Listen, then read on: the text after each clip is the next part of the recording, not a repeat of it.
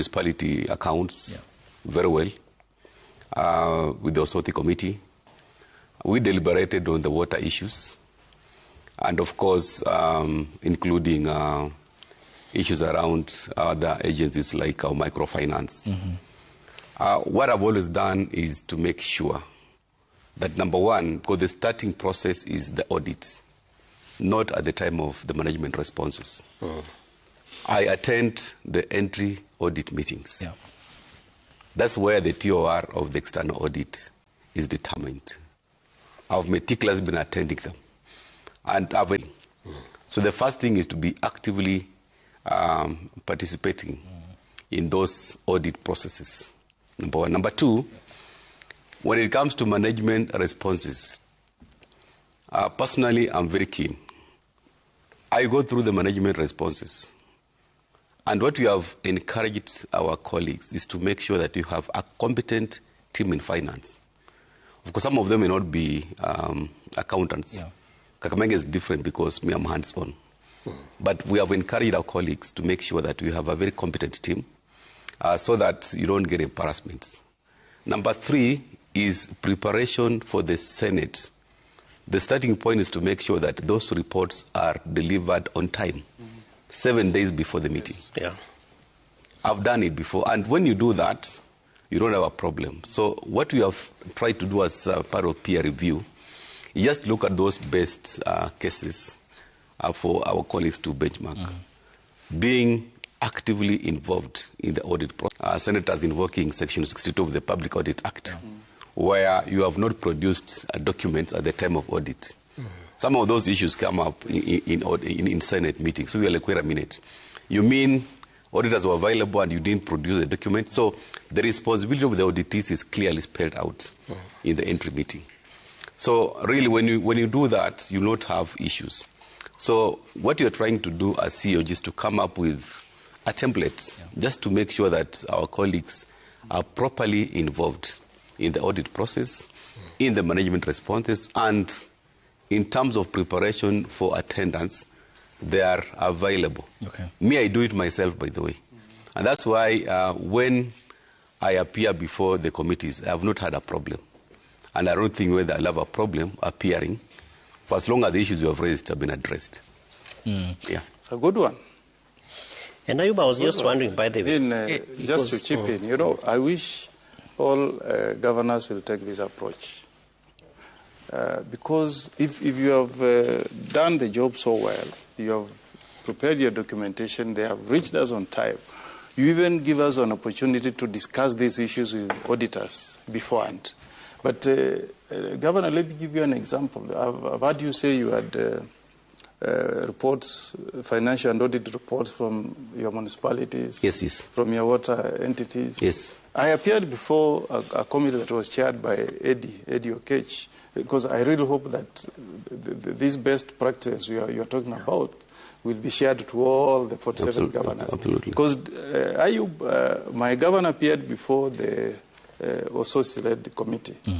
And the meeting could not take off because he didn't have financial and audit reports for Keroka municipality to know about. And by the way, one of my municipalities had an unqualified audit opinion. That's good. Fantastic. Now, the water resources did not have any financial audit reports.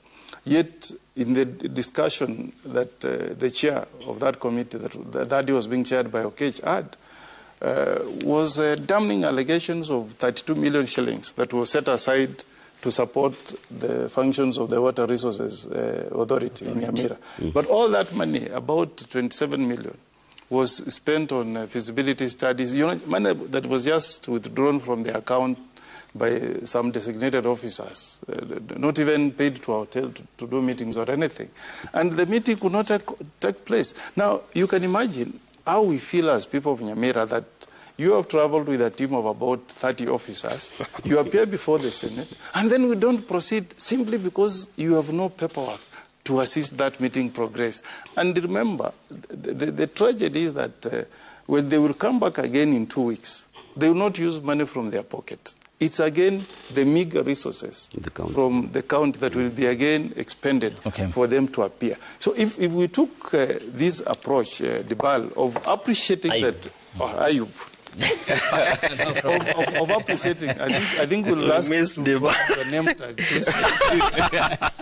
If we took this approach that Governor Baraza has taken, that first you appreciate that I have a duty as a governor of Kakamega to have an interest on how money is spent by participating in the audit queries, okay? And number two, appreciate that to make work easier for the Senate committees, let me submit my reports well in advance. We normally give them 7 days. You will not have issues. But we have situations where some of his colleagues will file the reports in the morning. You know, like the meeting is scheduled for today at 10. They file the reports in the morning. So those are the discussions we should have, Governor. Agree on these protocols, and please, as my colleague here supports the push by the Senate to participate in the budget-making process, I also need to hear your voice on how this country should be dealing with issues of impeachment. Because you are the president making an allegation. I don't know how true that is. I was not around when that impeachment took place. That a governor goes to the extent of spending 150 million alleged county resources to defend impeachment. That tells you that we have a problem with the way we are handling our impeachment. And we should have a conversation. We have had devolution. We are now in the third circle. Why can't we look at the Constitution? If we made a mistake on this issue of impeachment, let us revisit, amend the Constitution. The Americans amended their Constitution after 5 years. Ours is now into 13 years. Okay?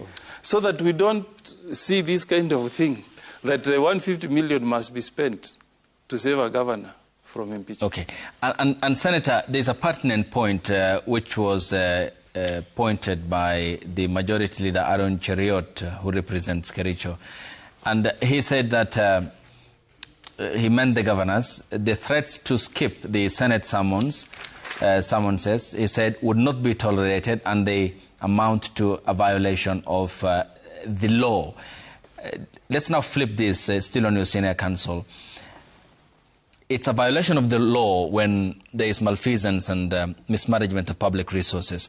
So tell us the procedure, what happens after the committee where you belong to the extent that there is accountability in the end of anyone across the devolved units who then mismanages public resources, and what is the recourse, where at what point do other institutions of government come in so that investigation can then be kick-started to the extent then this moves to the prosecution level? Yeah, as you have heard, we have also been trying to raise awareness with officers who serve under our governors, that some of the consequences don't need to go all the way to the investigative agencies like EACC or the DCI. Some of the transgressions, like what he has referred to under Section 62, is something that can be dealt with administratively. So you find an officer deliberately refuses to hand over certain documents to auditors. What we have been doing at our level is to make a recommendation that the governor should go and take administrative action.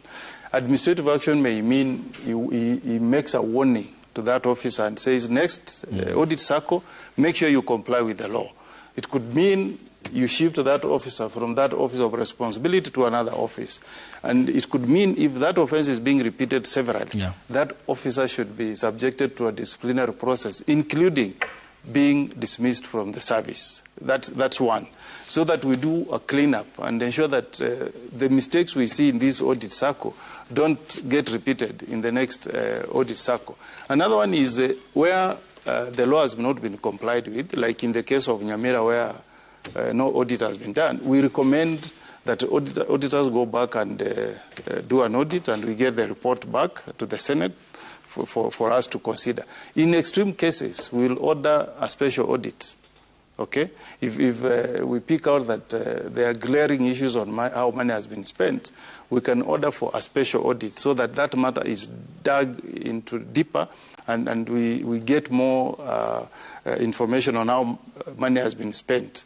Then, of course, we work with the other sectors in the justice sector, including EACC. We have actually a liaison officer from EACC who sits in our committee, and they pick information that can be useful for them to now commence investigations with a view of recommending prosecution. And you have seen in the past that 2 governors, I think Governor for Kiambu, Governor for Migori, former, yes, both of them are former, faced issues of lifestyle audit. Because there is a circle where you will find that money has disappeared from the county, and you can link that with the acquisition of some assets by governors. And that helps us to ensure that we create an environment of deterrence. I think if you see that a governor who was in office before maybe amassed wealth using public resources, and that wealth is taken away, then it acts as a deterrence. We have had meetings with the EACC, asking them to tell us where are the challenges. And they have told us, look, gentlemen, you give us so many recommendations, but we have shortage of staff. Okay? We don't have the capacity to investigate all these cases. So what we try is also to make recommendation that the capacity of EACC should be enhanced so that they are able to complete investigations on time and process the files really in real time to the DPP for purposes of prosecution. And then, of course, the people of the respective counties, 47 of them, will get an opportunity of seeing the report being tabled before the Senate, and then we debate. We debate about projects that have become almost ghosts or that have been pending for so long. You know, I know best my county. My stadium has been under construction for the last 13 years.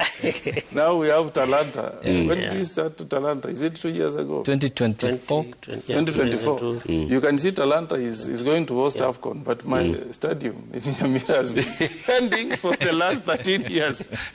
You get it? You highlight hospitals that have been incomplete for many years. And I know, Governor, you'll appreciate that at times when we bring these issues to the fore, to the public, it's normally a wake-up call for governors. They retreat back and try to ensure that when they come in the next audit cycle, those projects will either have been completed or there will be good progress being made towards completion of those projects. What we want as senators is to make the people in the county level, at our counties, to have a smile in their faces, to feel the fruits of devolution, to get services, you know, the services that people woke up in August 2010 to pass this new constitution, intended for our people at the, you know, that devolved entity down there. When a governor appears from Marsabit and tells us that for the first time my sub-county has had a cesarean operation since independence, we feel happy as senators. When you find a governor from Wajir telling you that this sub-county has never seen tarmac, this is the first time tarmac has reached that sub-county, you feel happy. When a governor comes from these disadvantaged counties and tells you, you see, I'm paying fees fully for these disadvantaged Kenyans, you feel like that was the dream of Kenyans when they passed the 2010 constitution. And that is the spirit that motivates and moves us as senators. Kevin, your hand was up. Yeah, my hand was up because this question around best practice. And I'm glad that Makueni County, as SC mentioned, was exempted from appearing to the Senate because it's a county that has something to show. And actually, all these counties have something to show, including Kakamega. You know, the transformation that has taken place. And I'm just wondering because Governor, COG is structured through committees. And you are the chair of the finance committee, right? And sometimes it also bothers us, Ayub, as devolution stakeholders, because when issues get to the level up to now where governors are complaining about senators, but yet within them, they have people who are actually making it There are governors who are doing excellent work, like now what you have shared with us here. And I remember in Homa Bay, we had Governor Muranga, being asked by, was it the president or the former prime minister, to show how excellent OSR system, on-source revenue system, is working. Why is it difficult for governors to sit or retreat the way they did in Kilifi or just Delta in Westlands here and say, for this 1 week, we want all governors to come and the finance committee will be taking us through the audit process? Because we also get very ashamed when a senator says that Governor so-and-so was here and he couldn't even, relate to his own documents, And it bothers us, particularly when we talk to citizens around who you vote for. We know how politics is done in this country and how people get elected, how parties nominate people, etc. But once you have been elected and you sit in office, why is it so hard for this best practice to be done locally? Like Governor, Fernandez can sit with his fellow governors and just take them through the audit process. As governor, this is how I do it, this is how we do it, and they're able to ask questions and raise concerns. Because if we do not do it that way, Ayub, the fear is that over time, and especially because you look at some of the enemies of devolution, people who are not interested in making devolution work and ensuring that these resources actually serve the citizens, over time they are going to find excuses to stifle the funds that go to counties, Governor. Maybe. Yes, please. Actually, one of the resolutions in our meeting at Kilifi was we are coming up with a roadmap, especially on finance matters. And I offered myself to lead that process so that we can at least give some tips to our colleagues on how to handle the audit process, including the Senate preparation. Kevin is talking as if he was in that meeting. Actually, that was I interrupted. They call me. They call me. Your agenda is shared with me sometimes. So that peer review on the best practice is one of the take-homes. In terms of the assemblies, what I want to confirm here is when I appeared before CPIC, actually my county assembly was really appreciated by Senate because it's only one of the few assemblies that have already deliberated on the accounts for the agencies, including CPAC. So really, we can also not demonize all the assemblies. Some of the CPAC committees of assemblies are working because they really interrogate the audit reports. When it comes to verification, if there are any issues to do with verification, they will be on the ground there. So that oversight, the first line of oversight, really the assemblies, some of the assemblies, they're very good. And I really want to appreciate my county assembly, CPAC and CP committees, because they have brought out issues which, when they first of all deliver their report. By the way, in Senate, the first question the Senate asks is, have the assemblies interrogated these reports? Okay. And really, it's something that I want to say, that first line of oversight, we cannot ignore it. It's working.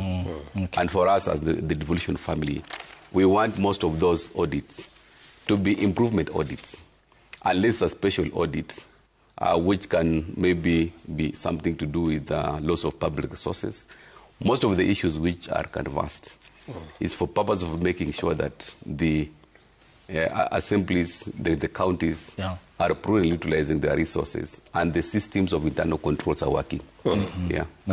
And to just speak on this is the latest as at yesterday, under the Division of Revenue Bill 2026, the governments now will get 420 billion as an equitable share representing 21.9% of the most recent audited revenue, in line with the constitutional requirement, and 15.2 billion for the equalization fund. A further 75.7 billion proposed under the county government's additional allocation bill 2026, bringing the total county transfers to 495.7 billion Kenya shillings. Still not enough? Really, what I want to say here is the proposal by the National Treasury and also the Cabinet is a slap in the face. Because when you look at the last allocation for DORA to counties was 415 billion after the mediation process. So with all fairness, that should be the baseline. So when you move from 415 to 420, really? That is not based on any facts. And then the budget policy statement talks about incremental budgets, talks about activity-based budgets. So the narrative is not really reflected in the numbers. There are specific items, if you are talking about activity-based budgeting, that are fundamental and non-discretionary. We had a meeting last year with the Minister of Health. We have the UHC staff who are supposed to transition to counties by 1st of July 2026, some of them by September.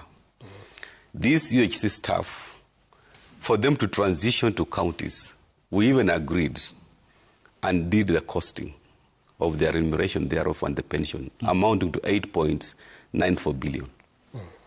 We had a meeting, National and County Coordinating Summit, chaired by the President himself, in December, and agreed that for us to transition these UHC staff to counties, and by the way, not just transitioning, they are going to be on permanent and pensionable terms, we need 8.94 billion. So that alone, when you look at an increase of 5 billion, it shows that something is not right somewhere. Number two, the projections of the revenue growth from 2.6 trillion to 2.9 trillion, an increase of almost 340 billion. And then you just want to increase 5 billion to 47 counties.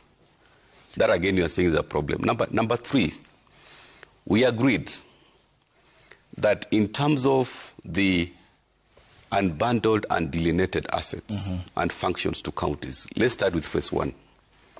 There was a process that took almost 2 years, IGRTC and all the stakeholders, including COG and National Treasury, to identify, unbundle and transfer, gazette these functions to counties which are devolved, part of the fourth schedule. Those functions were costed. We agreed in the summit, as one of the resolutions, 65.97 billion to be transferred to counties. The President even committed himself in the last devolution conference that is willing to transfer all the functions worth 272 billion to counties. But we said, well, I mean, let's start from somewhere. Okay, appreciate it. Governor Fernandes Barasa, FCPA, many thanks for your time and your presence here. Hope to have you again, given the engagements and how heavy they are on our public discourse.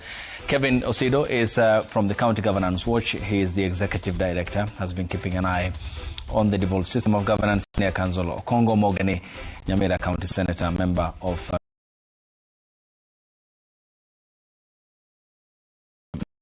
appreciated. And thanks to you too for working up with us here on the broadcast. The hashtag on X, as ever, has been Citizen Daybreak. The SMS code is 22422 at Citizen TV Kenya and at Ayub Abdikadir.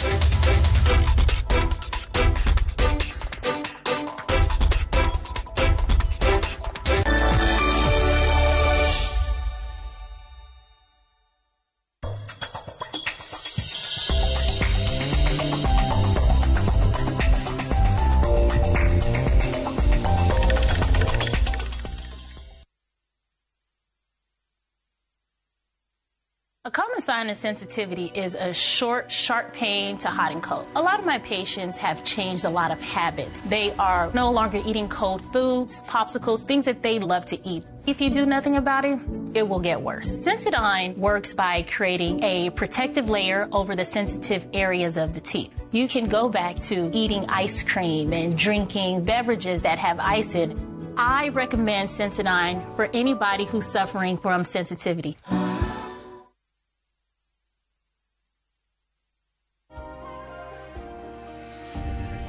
When I have back pain, I reach for 2 tablets of Panadol Extra.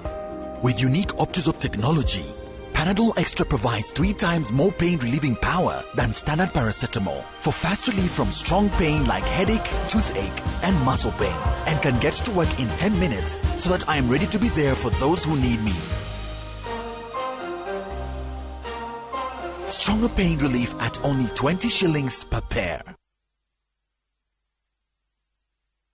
Thinking about studying abroad? Start your journey at the S3 Education Study Abroad Fairs. Eldoret, Thursday 12th Feb at Eka Hotel, and Nairobi, Saturday 14th February at Sarit Expo Center. Entry is absolutely free.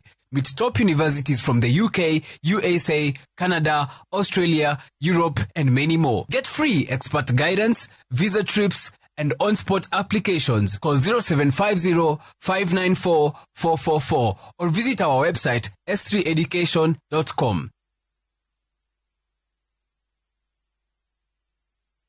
This February, choose Heritage Mabati Mills for Love that covers. Get amazing offers on box profile, corrugated, brick tile and Deca roofing tiles. Delivery is free countrywide. Call us on 0746-667-456. Heritage Mabati Mills. The proof is on the roof.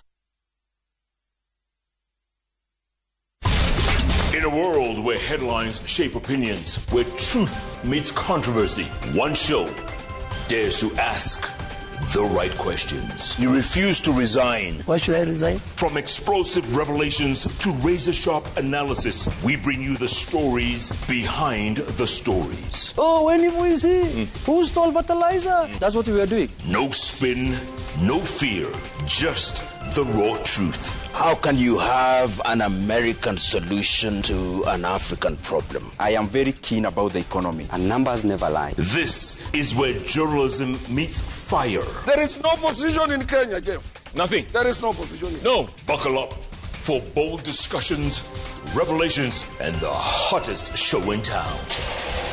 Brenda Nyumbani. JK Live, where newsmakers face the nation. Antonio! A young woman full of dreams. Never let me go, Antonio. Never, my love. Haunted by the ghost of a painful past. Give him to me! Let's go! What if he gave my son to someone who lives there? What are you trying to say? I want to resume the search for my son. Aurora. But when love and betrayal collide, Aurora Campero's son is alive. I don't want to lose our son. She must choose between forgiveness and revenge. What's your problem? I wonder, what other vile things have you done in our father's name, Jezebel? Aurora! Nothing prevents us from expressing our feelings. Angel! He is a Campero, not a Santos. Now the truth begins to unfold. Are you Angel Gabriel? Aurora's Quest, only on Citizen TV.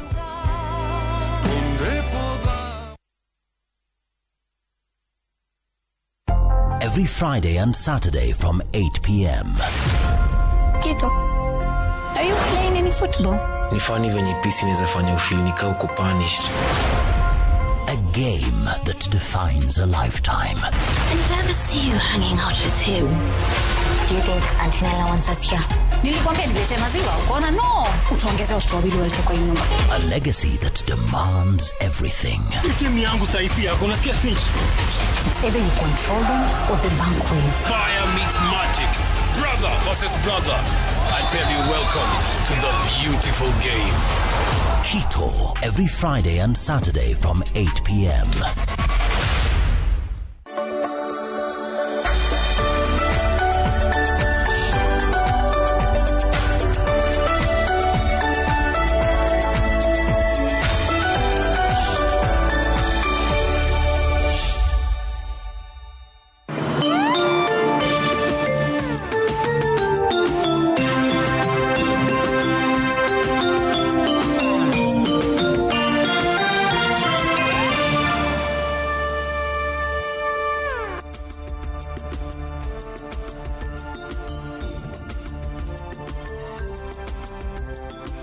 Na mtazamaji, asubuhi nyingine tunakutana ndani ya Citizen.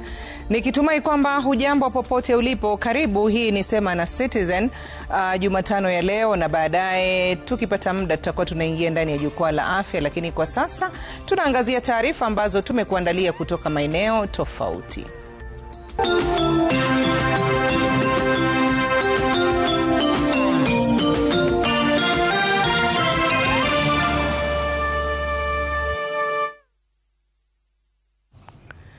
Na asante sana kwa kuchagua Sema na Citizen. Karibu tukufahamishe tu kuandalia. Jina langu mimi ni Mwanahamisi Hamadi. Tunaanza na taarifa ya tanzia kwani hali ya majonzi imetanda katika kijiji cha Emitik katika wadi ya Sogoo, eneo bunge la Narok Kusini, kufuatia kifo cha msichana wa umri wa miaka 14. Msichana huyo Paris Chepngeno, ambaye ni mwanafunzi wa gredi ya 7, anadaiwa kuzirai alipokuwa akiadhibiwa na mamake kwa ushirikiano na dadake kufuatia makosa ya kinyumbani. Chifu wa eneo hilo Bernard Bunei amewatahadharisha wazazi kuwa na subra na kutafuta mbinu zisizowadhulumu watoto wanapowaadhibu. Wahusika wamekamatwa na wanazuiliwa katika kituo cha polisi.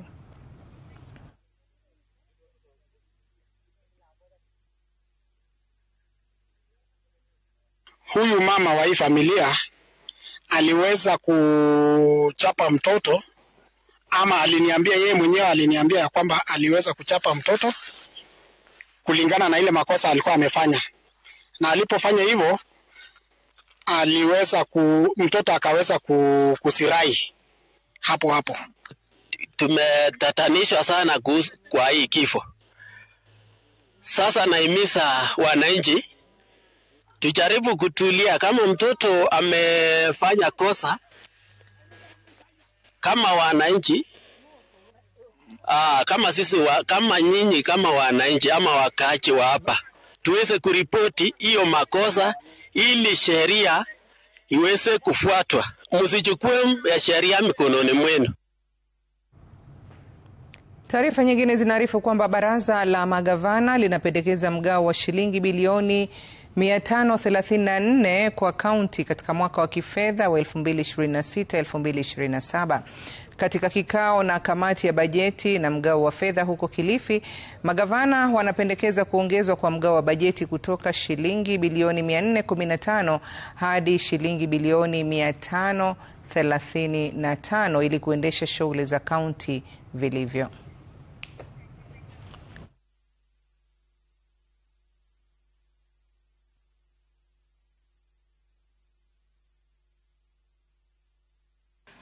We are proposing DORA for 26-27 financial year of 534 billion Kenya shillings, which has 4 main components or 5 main components, starting with a baseline of 415, that was the last financial year's allocation.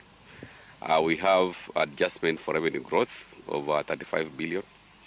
We also have an amount specific to facilitate transition of VHC staff from the national government to counties of 8.94 billion. We also have an amount specific to functions that were gazetted and devolved, amounting to 65.97 billion. And then number 4, we have the third and fourth cycle of the salaries relating to state officers and public officers, where national government is already implementing the salary review. We are in arrears. That's around 10 billion. To ensure that we fund devolution. Governors are pushing for more resources to go to counties, and as elected leader, I am in agreement with their push. But we must also be, aware that there may be some challenges. Some of the challenges that we are likely to face is the fact that the resources we are collecting from KRA in terms of revenue may not be substantial enough to be able to, give them the resources they want in terms of shareable allocations. Ziara ya Rais William Ruto kaskazini mwa nchi imevutia hisia mbalimbali kutoka kwa wakazi ambao wameeleza matarajio yao. Katika kaunti ya Garissa, wakazi wanaitaka serikali kuongeza miradi ya maendeleo kando na kufungua mpaka wa Kenya na Somalia ili kuimarisha viwango vya biashara kati ya mataifa hayo. Viongozi hao wamesema serikali inapoteza mapato mengi kupitia biashara za magendo ambazo pia zinachangia visa vya uhalifu katika eneo hilo. Aidha, wameitaka serikali kujenga barabara kutoka Garissa mjini hadi Liboi ili kupunguza mashambulizi ya mabomu ya kutegwa ardhini. Boda ilikuwa inatusaidia kwa njia mingi kufanya biashara na kupata pia usalama. Hivi karibuni tunasema kwamba hata serikali imepotea ushuru mingi ambayo ingetusaidia. Boda ni kama officially closed, lakini haijafungwa bado. Vitu zinapita, magari zinakuja, chakula inaingia. Tumekosa tu ile ushuru serikali ingebata. Umeanzisha umeme iko Dadaab, fikisha boda yetu na Somalia. Umeanzisha lami kati ya jiji ya Dadaab, anzisha ile kubwa inaunganisha Garissa na mpaka yetu na Somalia. We expect to get the tarmacking of the Dadaab-Liboi road. That is a road that has been forgotten for a long time. After 63 years of independence, we feel that now we are part of Kenya.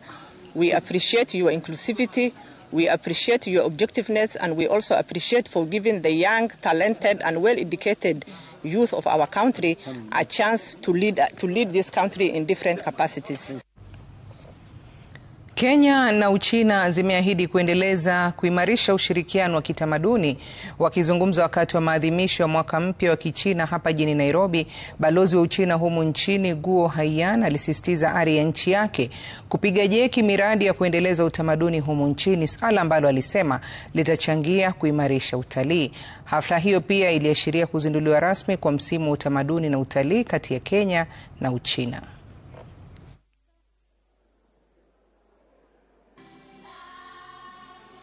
The year 2026 marks the 70th anniversary of establishment of diplomatic relations between China and Africa, and has been designated by President Xi Jinping and African leaders as China-Africa Year of People-to-People Exchanges. These multifaceted avenues of collaboration underscores the enduring and dynamic cultural ties between Kenya and China, fostering mutual respect and, of course, shared growth. Happy that we are going to have another year of exchanges between Kenya and China. There is more that we can learn from China, and there's a lot that China can also learn from us. I know that I am in awe of the way you have preserved your beautiful dresses. That's why today I try to dress African so I can compete with you. Waziri wa Jinsia na Masuala ya Watoto Hannah Cheptumo ametoa wito kwa wanajamii kuwalinda watoto walio na ulemavu, akisisitiza washirikishwe na wasibaguliwe kama vile ambavyo wanawake na wasichana wenye ulemavu wanavyobaguliwa. Cheptumo alisema kwamba watoto walemavu wana haki sawa na wenzao na kuwataka wazazi kuhakikisha wanapata elimu na huduma za matibabu bila ubaguzi. Aliyesema hayo kwenye uzinduzi wa awamu ya pili ya matembezi ya kilomita 5 yanayotarajiwa kufanyika tarehe 14 Februari katika shule ya watoto wasiosikia na kuona huko Kabarnet. Reflects the power of collective action and community-driven development. The achievement realized from the previous edition demonstrate the positive impact of partnerships in improving learning and living conditions for vulnerable children. Sustainable support for children with disabilities cannot be achieved by government alone. Because women and girls with disability often face multiple and overlapping discrimination. Discrimination based on their gender and based on their disability.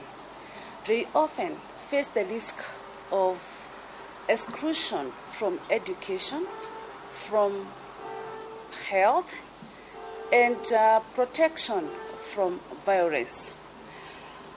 So, this Valentine's Day, let it not be remembered for flowers alone, but let's remember it for tangible love towards Kabarnet children. Na taarifa nyingine zinaarifu kwamba wanaharakati wa kutetea haki za binadamu kutoka kaunti ya Garissa wamelalamikia ukosefu wa mkalimani katika vituo vya polisi, wakisema inakuwa vigumu kutafsiri taarifa za waathiriwa wa dhulma za kijinsia haswa kwa walemavu.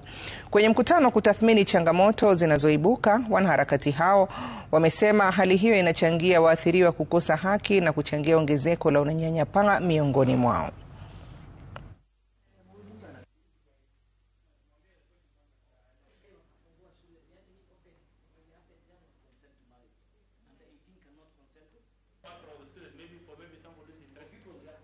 Na hawa watu wako na changamoto ya kwamba vile walisema wakienda kwa stesheni za polisi report kesi zote kama ni kesi za dhuluma kijinsia ama kesi zote ambayo ina happen kwa hao watu ama kwa walemavu wako na changamoto kubwa ambao ofisi za kiserikali hasa National Police Service, specifically police stations, ilisemekana kwamba hawana a trained sign language interpreter. So tunaomba Inspector General mkuu at least atupatie sign language interpreters in. Pia kuna corruption pale kwa kotini and pia kwa gender desk za polisi ambazo zinafanya watu wasiendelee kuenda kutafuta hizi huduma za kutetea haki zao. The new trend is case hata ikikuwa reported mtu apewe OB because of the delays. Wazee still they're taking advantage of that process, so that even if you go report watasema tu wacha hiyo pressure tunajua itatulia wapi, and then that is the process which make things complicated is police to ODPP, ODPP to police. Kitambo kesi inafika judiciary watu washamaliza kesi. Baraza la magavana sasa limetishia kuwasilisha majina ya maseneta wanaoitisha hongo katika vikao vya kamati ya Senate ya uhasibu na kuhujumu utendakazi wa magavana. Mwenyekiti wa baraza la magavana Ahmed Abdullahi amemwandikia barua spika wa Senate Amason Kingi kuandaa kikao cha dharura na magavana, la sivyo hawatafika mbele ya Senate kujibu maswali. Stephen Leto ana taarifa hiyo kwa kina. Madai ya mlungula katika kamati inayowachunguza magavana sasa imegeuka kuwa makumbo, huku magavana wakitishia kutoa orodha ya maseneta wanaohusika. Nao maseneta wamewaonya magavana kuwa hawatatishwa na mtindo huo wa kukwepa uwajibikaji. If you come here with embarrassing records, we will embarrass you. If you come here with embarrassing responses, we will embarrass you.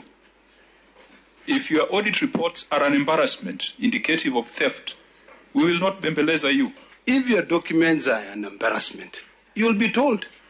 You know, this Senate holds the truth like a loaded gun, ready to shoot at any given time. When we hear statements from the Council of Governors saying they will not appear here because we embarrass them, they embarrass themselves. Wakizungumza katika kaunti ya Kilifi, magavana wameapa kuvalia njuga swala hilo, wakishikilia kuwa hawatafika mbele ya kamati hizo za seneti hadi madai yao yaangaziwe na Speaker Kingi. In fact, funny enough, a majority of the senators that governors are complaining about are in ODM.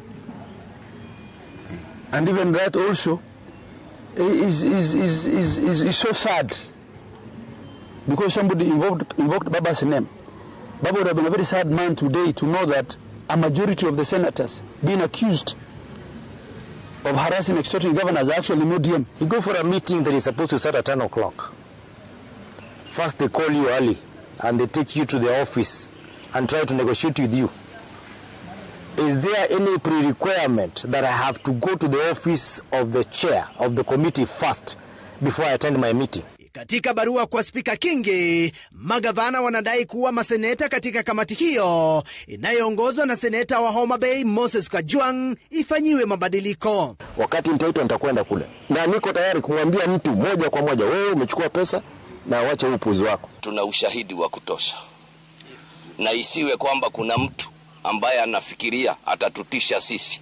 Sisi pia tumechaguliwa na wananchi na tunatenda kazi. Kati ya magavana waliotakiwa kufika mbele ya seneti leo ni Patrick Ole Ntutu wa Narok na gavana wa Kitui Julius Malombe ndio walifika. Honorable Speaker, the governor of Narok was before us today. He has come with very meticulous paperwork. You can follow annexures. He tells you this is where that annexure is. These are the photos. Some people come to that committee, they don't even know their own documents. Maseneta sasa wamewakashifu magavana kwa kutaka kuogelea katika ufisadi na ufujaji wa mali ya umma. Huku kamati ya uhasibu bungeni inayoongozwa na seneta wa Homa Bay Moses Kajwang ikiwataka magavana wote kufika mbele ya kamati hiyo kujibu maswali kuhusu utepetevu katika kaunti zao. Stephen Leto, runinga ya Citizen, majengo ya bunge. Na taarifa nyingine zinaarifu kwamba wakazi wa Ndambwe Mkunumbi, kaunti ya Lamu, wamefanya maandamano ya kushinikiza serikali kuwapa naibu wa chifu ambaye ni mwenyeji na mkazi wa eneo hilo. Hii ni baada ya naibu wa chifu aliyekuwepo kustaafu na nafasi yake kusalia kuwa wazi.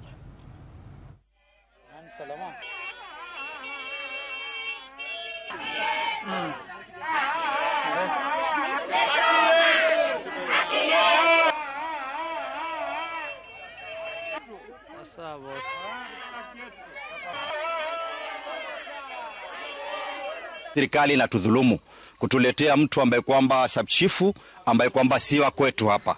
Hatujui wala sisi hatumjui yeye. Matatizo yote ya kijiji yakitokea tutalia na nani? Hasa tukipata chifu akiwamba hapa, mtoto wetu akishikwa na KDF, akipeana namba chifu, akipigiwa simu, haya mimi mtoto fulani nimeshikwa Ndambo mahali fulani, ule chifu atanisaidia? Ama mzee Amitaki yani Ndambo akipigwa simu, unajua fulani wa fulani, atasema namjua. Lakini sasa hivi utwete mtu wa kutoka Nairobi, wala atajua shida za Ndambwe. Hasa ikiwa serikali haitutambui, ina faida gani? Afadhali ile shule ifungwe ile shule, walimu wao tukwende zao. Na watoto tumewasomesha na kazi hakuna, watoto wanateseka. Sasa kisha utasema watoto wamefanya uhalifu, ili hali na uhalifu huchangia. Ajira yote kitoka serikali sisi kuipata hatuipati, matoko yote tokao kupata hatupati, chochote tunapata. Hapa kuna pesa ambazo zimetutoka, unaona sisi hapa tudipaki zinakajua wapi? Mpeketoni, unaona kuna kazi hapa za toka, unaona za vijana za kuna wapi? Jeshi, unaona hapa tupewi.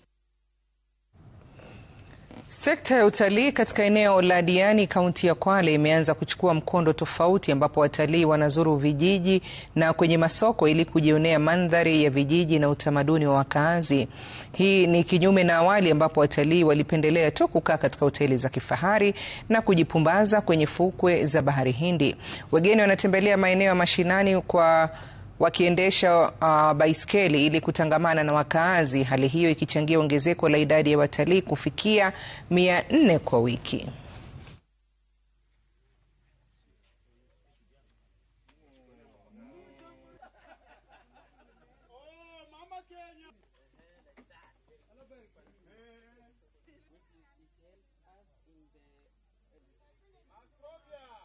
Most of the tourists wakikuja Diani wanakaa kwa mahoteli, alafu wakisafiri wanajua Diani it's all about zile hoteli, ambapo sasa sisi tukabuni kuwa wanaweza kuja huku nje wakaona the real life na culture ya vile Mijikenda wanaishi. Na kazi yangu ni kukaribisha wageni wanaokuja village, wanamuona Coconut Man. Kazi yangu kubwa ni kutengenezea wageni madafu. Kazi yangu kubwa ni kutengenezea wageni korosho, kupanda juu ya mnazi na kuwaonesha mambo tofauti tofauti ambayo hawajayajua. Na kuna wengine wanakaa lakini hawajajua mnazi, hawajajua nazi. Wakija tunaonesha miti tofauti tofauti. Bikes were very good. We had a lot of fun riding through Diani Beach. We visited the market, which was very interesting. We know about the local food. Alipigwa risasi na afisa wa polisi mtaani Huruma hapa jijini Nairobi umebaini alifariki kutokana na majeraha ya risasi kichwani. Na kama anavyoarifu mwanahabari wetu Franklin Wala, wasiwasi umeibuka baada ya kubainika kwamba risasi iliyomuua Cheryl haikupatikana na haijulikani iliko. Baada ya saa 2, Daktari Grace Midigo alithibitisha Cheryl Acheng, msichana wa umri wa miaka 21, alikufa kutokana na majeraha ya risasi kichwani. Risasi hiyo ilipasua viungo muhimu vya kichwa. Kinachostaajabisha ni kuwa risasi yenyewe haikupatikana na kufika sasa haijulikani iliko. Familia yake ina wasiwasi kuhusu mwelekeo wa uchunguzi wa kumtambua afisa wa polisi aliyemuua pamoja na bunduki iliyotumika. Unfortunately, the bullet itself entered through the left and exited at the back right of the head. So that has not been retrieved from the cadaver. But what we are saying is that does not mean that this is the end of justice. Hofu yao ni kuwa kuna uwezekano wa njama ya polisi kuficha ushahidi na kuvuruga uchunguzi. Sasa jamaa za Cheryl na washikadau wengine wanataka swala hili kuchunguzwa kwa kina. Tumeomba tu ni justice ya Cheryl, haki yake. Cheryl bado alikuwa mtoto mdogo, bado alikuwa mtoto mchanga. Sasa ni haki yake tu ndio tunataka. Personal responsibility must be brought.